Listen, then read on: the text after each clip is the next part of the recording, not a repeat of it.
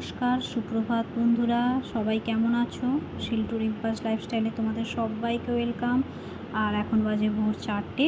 তো দেখো, এখন আমি কিন্তু বেরিয়ে পড়েছি। আর আজকে এত তাড়াতাড়ি ওঠার কারণ হচ্ছে আজকে আমি বাড়ি ফিরবো। তো একদিনের ছুটির জন্য এসেছিলাম, তো সেই জায়গায় আমি অলরেডি 2 দিন কাটিয়ে নিয়েছি। তো এখন আমাকে বাড়ি ফিরতে হবে। আর ও আমাকে হেলমেটটাও পরিয়ে দিল। তো এখন আমি উঠে পড়বো বাইকে।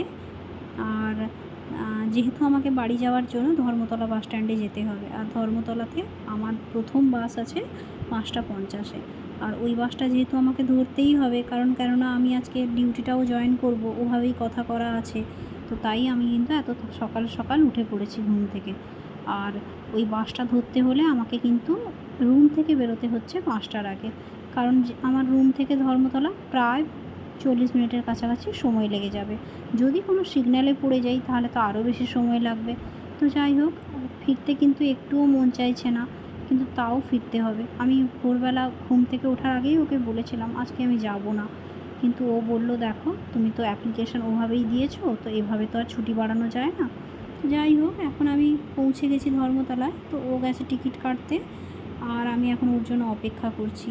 তো এখনও আমাকে বাসেও বসিয়ে দিয়ে গেল, আর ও দাঁড়িয়ে আছে বাইরে। আর আমি দূর থেকে ওকে দেখছি আর শুধু মনটা খারাপ করছে। ভাবলাম যদি বাড়ি যেতে না হতো এভাবে আমাকে, কিন্তু কিছু তো করার নেই, ফিরতে তো হবেই। তো এখন আমি বাড়ির স্ট্যান্ডেও পৌঁছে গেছি। কী করে যে সময়গুলো কেটে যাচ্ছে বুঝতেই পারছি না। এখন যাব বাবার বাড়ি, কারণ বাবার বাড়ি থেকেই আমি এখন ডিউটিটা জয়েন করব। তো দেখো, এখন আমি বাবার বাড়িই যাচ্ছি। তো এরপর চলে এলাম।